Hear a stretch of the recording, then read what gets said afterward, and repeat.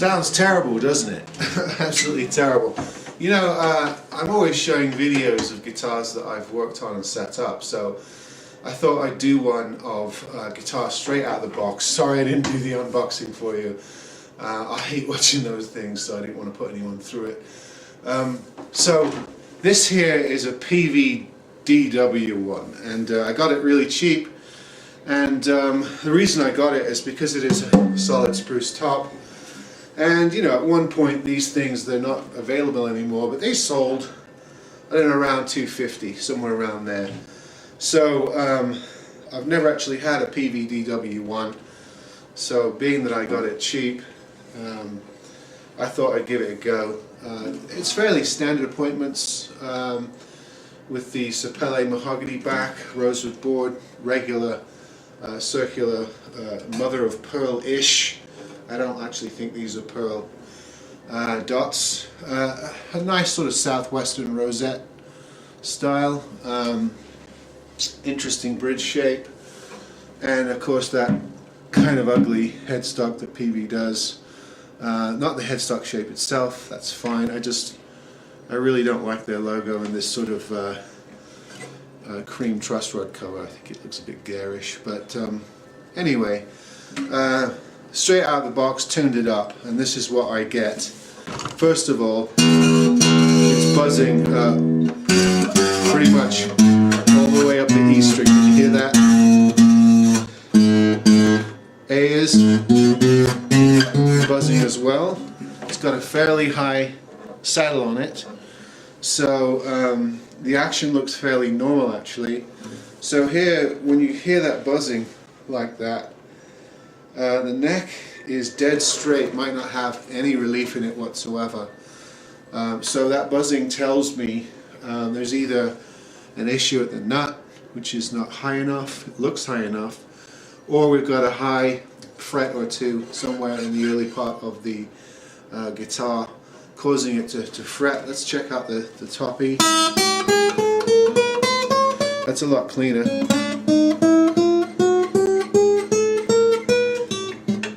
So just on a guess, of course I'm going to go check out dimensions and look at this thing under a scope or a light and find out scientifically what's going on. But my ears tell me right away that we've probably got uneven frets, probably in this area right here, because I finger here or here or here and I hear buzzing, and I'm looking down the fretboard. It's not humped like a lot of them are around the body joint fret. So I suspect, and I think I can see as I look along the fret edges, there are a couple of high frets somewhere in here that's causing it to buzz, which I don't see when I look down this side. There is some slope off at the bottom. It's not a hump, so I'm going to get that in camera. There's some slope off at the very bottom. It slopes off, but it's straight up until about here. So there's no 12th body joint hump as you get in a lot of cheap guitars, which is good. A lot of times people see that slope off at the bottom and they think the fretboard is warped. It's actually not. It's dead straight. I don't think there's any relief in it.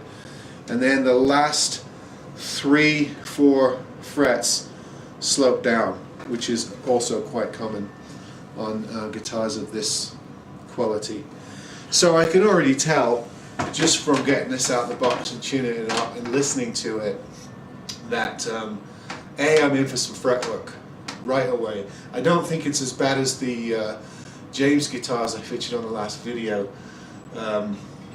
I think it's going to be a case of 1 or 2 frets that are high or proud on this particular guitar.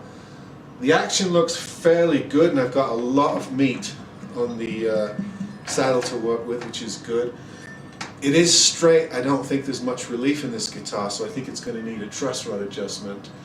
The nut looks actually quite good. Of course I'm going to measure the first fret with my thousandths measuring device,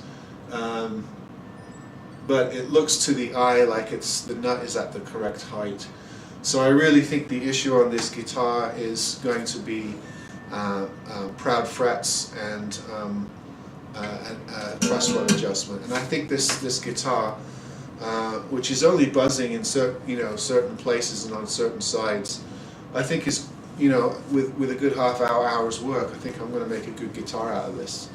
That's just my prognostication from getting it out of the box and listening to it. So, I just wanted to do a video where I show you a guitar before I work on it and the sort of things that I know I'm going to have to do to get it playing.